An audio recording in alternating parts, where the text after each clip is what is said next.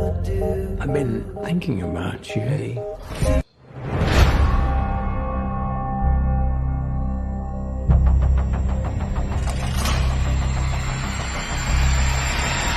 Soon come chaos.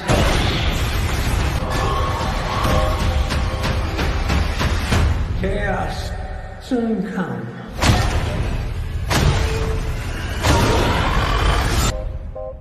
Welcome back, Eddie Brock. It's been a long time. Miss you so much.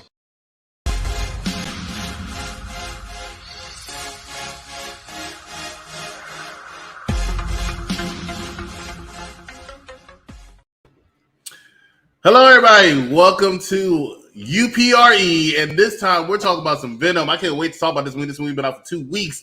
I just saw it last week, and I guess it's a little controversial. What I mean by controversial, I know some people loved it, and I know some people will hate it. We're going to talk about it right here tonight. Myself, along with See the Superior, see how you're doing this evening. I feel like you did double duty. This is the name of the game for UPRE lately, is double duty, because weren't you just on for Squid Games? I was just momentarily ago. I was talking about Squid Games with our very own Jack. It's called Jack the Commander. What's his name? You sure that's the name? It's called. What's it called? Jack Champion. Did he win something that he makes him? Bad guy champ. He's probably still. Only he would do that. But well, yeah, we did talk about Squid Games, but tonight, right now, this very moment, we are going to be talking about Venom: Let There Be Carnage. I was excited to see this when I saw it opening day, I believe. Yeah, it came out midnight on Thursday. I saw it Friday. And yeah, I was excited to see it. Unlike a lot, I think majority of viewers, I actually liked the first Venom. It was interesting to me.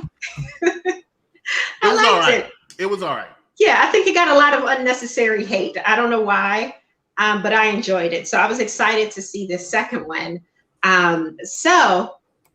First one's good. I didn't like the villain. You know what? I just realized I don't think did we review that one? I don't think we reviewed the first villain. I don't think we did. Might have to do that. Y'all are being haters. I'm sure I probably wanted to do it. Whatever. But it wasn't bad, but we'll see. The villain was better in this by far. Yeah. Definitely better. Was he the best? I don't we'll talk about it, but I don't think so. But it was definitely an improvement over the first one.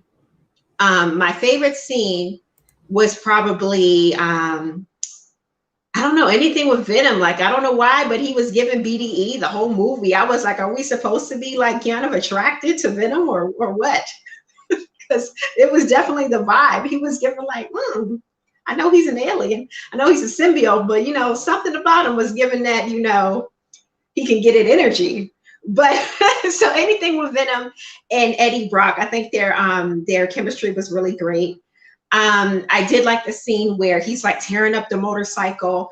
And full disclosure again, if you're watching this it will be a spoiler review. So again, we're going to be talking about things that happen in the movie. So if you don't want any spoilers, click off and come back and watch the movie later. Watch the review later. But yeah, when he's tearing up the bike, I just love like this almost like marriage relationship that they have. Like, it's just really funny to me. My least favorite scene was probably the scene where Venom is kind of like celebrating his independence. He's going off to the club. Luckily, it's like Halloween night or like some kind of rave where people are dressed up, and he's looking like a zaddy in the club. I'm not going to hold you. Like, he's giving buff. He's like heads and shoulders above everybody else. He's giving people the eye. You're like, okay, yes, Venom.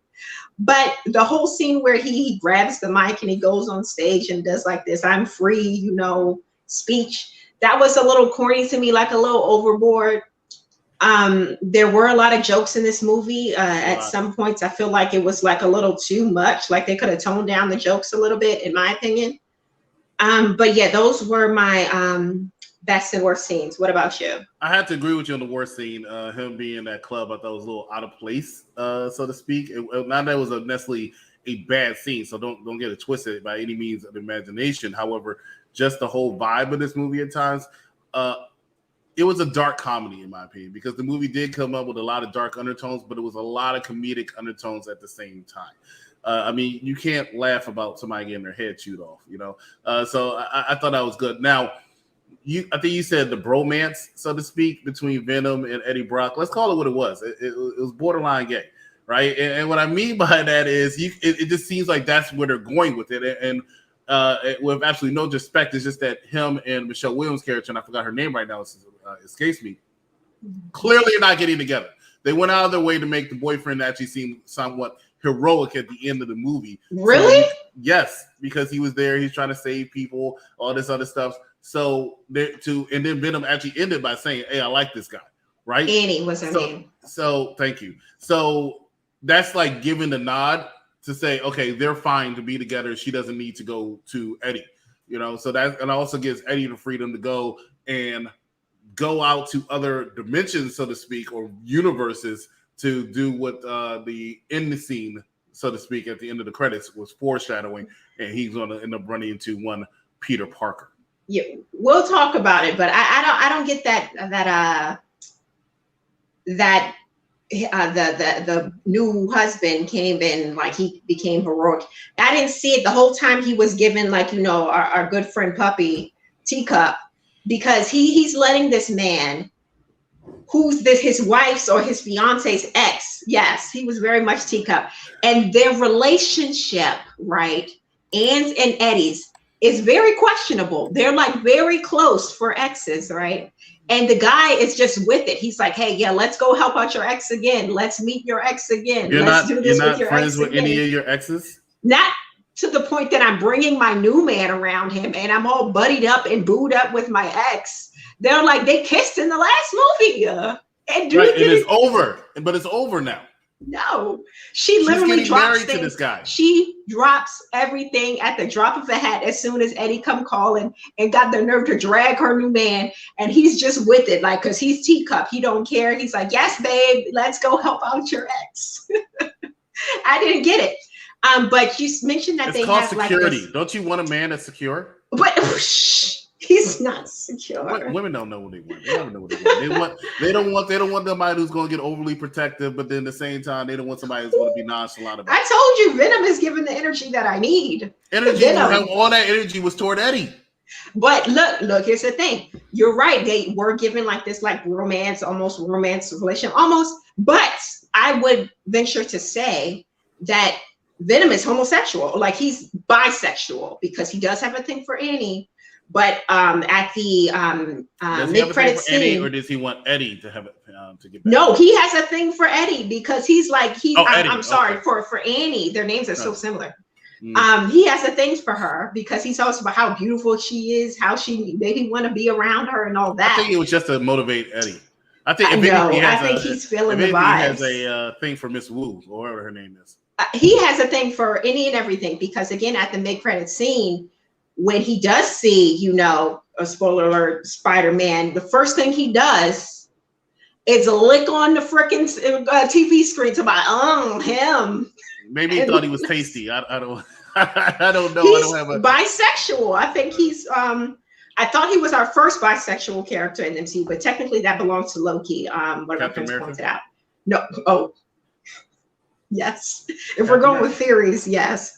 I believe my theory is accurate. Okay. Okay, so we got Captain America, Bucky, Loki, definitely Venom, Falcon. Falcon? Oh yeah, he was giving the jealous vibes when it came to Captain. This Loki thing is new to me. I didn't. Is this something you learned in the television series? Yeah, you didn't watch Loki this year? No, I didn't watch that crap. No. Oh well, you missed out. It was some great. I missed out on all the TV shows. They do all the shows I don't want to review. So they make sure they stay away from Titans or Lois and Superman, but they want to do Squid Games. They want to do WandaVision. There's nothing wrong with Squid Games and WandaVision. But anyway, yeah, Loki's bisexual, and I am willing to bet so is Venom. He's giving the vibes. He's giving you a lot of vibes.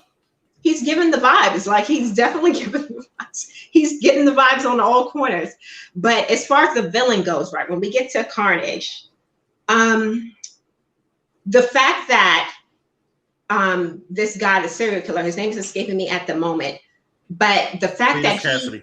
Cletus, he gets Carnage, or he gets this symbiote by biting Eddie. That just seems a little weird. Spider-Man got his powers. No, Spider-Man got it from a spider biting him.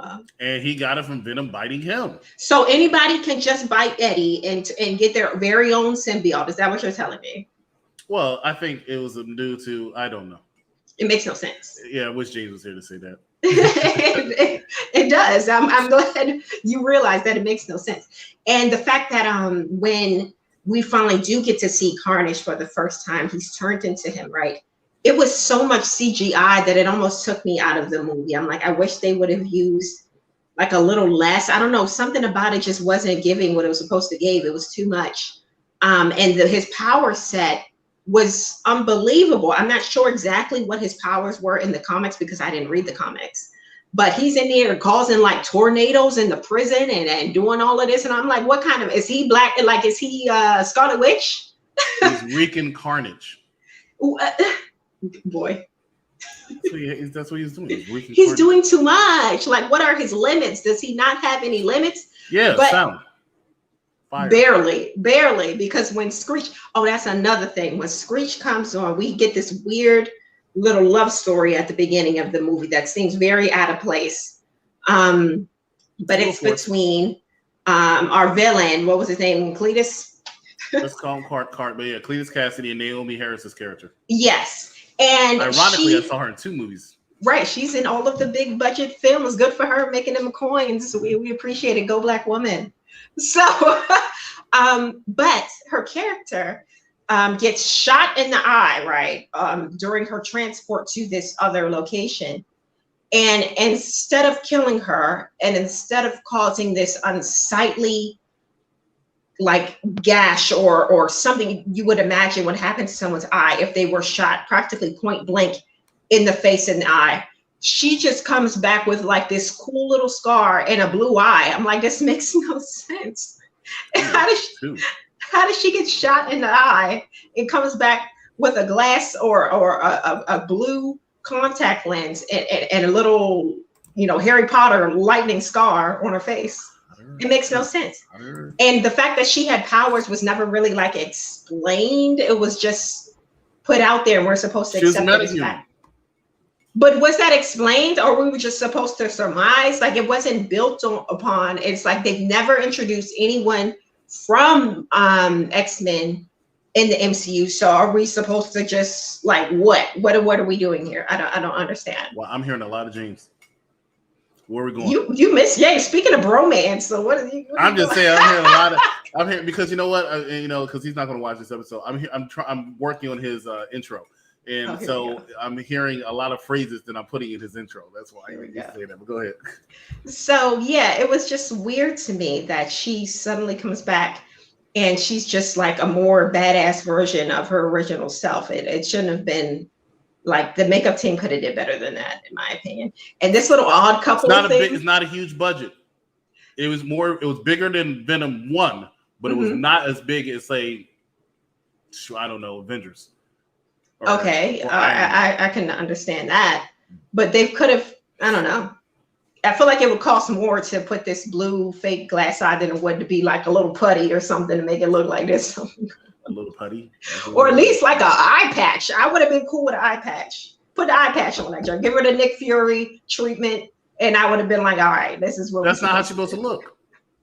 She has a blue eye in the comics. Probably, I don't know. I don't know. I don't read the comics. I'm not familiar with her character. So yeah, that little love, romance thing. It was a little weird, but at the same time, it was a little endearing. I was like, okay, yes, let's give her a happy fairy tale. Love romance with this serial killer, but they were adorable together. They were endearing. I'll give him that. I just think Woody Harrelson was the star of this movie. He really stole it from me. He plays his character very. You can make those faces all you want. Venom stole the movie. Venom. No. Yes. No. Even at the end, he was like, they saved that good, like, fuck this guy. They saved it for the end. Fantastic line. Remember when we used to be PG-13? I remember that. Back in the day. We all killed it. We all killed it first. Yeah. He could have stopped himself.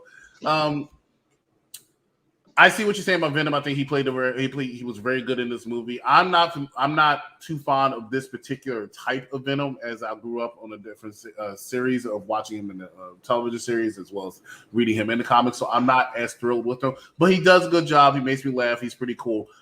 So I get what you're saying, but I just think Carnage was really that man. He was just kicking everybody's ass in this movie. Even Venom was like, no, like, we're going to die. Yes, like, time to die. I cracked up when he said that, because he, as you said, I can't believe I'm going to say this, was doing that BDE throughout the whole movie. But when he saw when dude turned into Carnage, he was like, oh, hell no. Yes, he's a red one. He's like, we are not messing with this. All right. So he turned back to Eddie Brock faster than Hulk turned into what's his name? Bruce Banner when Thanos gave him that work. So yes. it's just funny to me. But there's nothing wrong. There's nothing wrong with a man who knows his limits. Yes, babe. Let's run together. You know what? You're such an apologist when it comes to some of these people just basically what? Daddy, he knows it's too dangerous. He's like, look, I already know I'm badass myself, but this is too dangerous even for me. Let's go. And I appreciate that. I love that about him. Well, he mostly got his butt whooped. I don't know what was up with that detective. I gotta do some research. I don't know what villain, because he's probably turned into a villain he's turning into. Mm-hmm. His character was a little outplaced to me sometimes. Also, I was like, what's going on more? And then when he, I thought he was killed, and then of course he's still alive, and his eyes are glowing. So I guess he's a metahuman. I don't know. I'm gonna find out, and maybe by Venom 3, I'll have an answer for everybody. Or if he's appearing in the Spider-Man movie. Was it just me? He seemed like he was like, the character should have been older, because he shot Screech when she was like, what, 12 or 13? She looked really young. And then he comes back later and he's like almost like just a couple years older than freaking Eddie Brock. I'm like, how old is this guy supposed to be? But Woody Harrelson's character aged a lot. So. Yeah.